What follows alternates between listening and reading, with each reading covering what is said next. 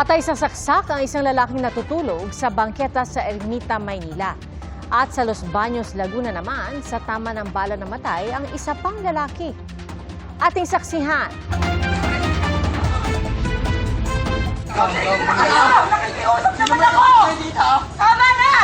May bitbit na mga patalim ang grupo ng mga lalaking sumugod sa bahaging ito ng Los Baños, Laguna nitong linggo.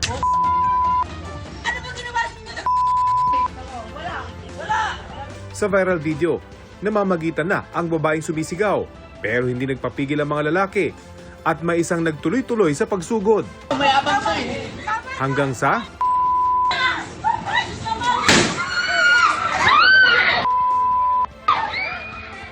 umalingaw-ngaw ang putok at bumagsak ang isang lalaki. Base sa inisyal na investigasyon, nagsimula ang gulo ng magsagutan hanggang sa magkainitan ng asawa ng babaeng umaawat sa video at dalawang lalaking nakainom umano na pumunta sa lugar. Nauwi raw ito sa bugbugan hanggang sa tumawag ng restback ang parehong panig. Yung victim natin saka yung suspect is bumibili ng ice cream. Ngayon, itong si victim natin dumating ng lasing at parang kung baga nakursunadahan itong kabilang party. Si suspect natin yung parang napagtulungan or nakuyog. Pagkatapos ng ma'am, nagkaroon ng rest back. Itong victim natin bumalik at naghamon. Tapos from there, may narinig tayong putok. Bumagsak si victim. Hindi pa raw na-recover ng mga pulis ang ginamit na sumpak o improvised na baril. Pero nakumpiska nila ang ilang patalim, kabilang ang kitchen knife at karit. Ayon sa mga kaanak ng biktima, may malay pa siya ng isugod sa ospital. Agad din siyang inoperahan, pero idineklarang brain dead nitong Lunes ng umaga. Pagsapit ng gabi, binawian siya ng buhay.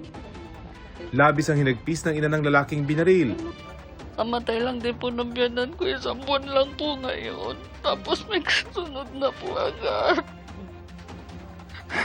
May sakit po kasi anak ko.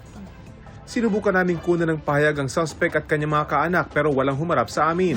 Sumuko na lang po siya para kung maging maayos naman po. Gumugulong na ang investigasyon at pag-aayos ng isasampang mga reklamo. Sa bahagi naman ng San Marcelino Street sa Ermita, Maynila, binawian ng buhay pasado alas 10 kagabi ang 32 taong gulang na si Romnick Abion. Pinagsasaksak daw ang biktima habang natutulog siya sa bangketa. Pero nakatayo pa raw si Abion para habulin ng salarin kahit puro saksak na ang kanyang dibdib. Hinabol na rin po kaso sabi niya hindi ko na kaya. Tumaob na siya kaya akong tumatakbo sa gitna ng kalsada. Kasi pag lumapit ako sa kanya baka saksakin niya rin ako. Nang isagawa ang krimen, katabi raw ng biktima ang minor de edad niyang anak na siyang nagpasaklolo sa barangay. Nung umaga daw, kasi naatasan siya magsita ng mga street dweller dyan sa kabilang side ng San Marcelino. Nasita niya yung grupo, pumalag yung taong sumaksak sa kanya hanggang sa nagsuntukan sila. Mabilis na huli ng mga responding pulis ang 35 anyos na suspect sa bahagi ng Paco Park. Na-recover ang kutsilyong ginamit sa krimen na ibinuon niya sa isang puno. Gayon din ang gloves at lalagyan ng patalim. Ayon sa suspect, nag-ikot-ikot siya kahapon para ibenta ang kanyang cellphone para may pambili ng pagkain. Napadpad siya sa San Marcelino para sana magpahinga. Pero pilit umano siyang pinaalis ng biktima hanggang sa mauwi ito sa suntukan. Hinataw pa raw siya nito ng tubo sa kanyang ulo at hita. Kumuha pa umano ng martilyo ang biktima. Ito raw ang dahilan kaya niya plinano ang pagpatay. Kaya sa halip na ipambili ng pagkain, ibinenta raw niya ang kanyang cellphone para mabili ang kutsilyo at gloves na ginamit niya sa krimen.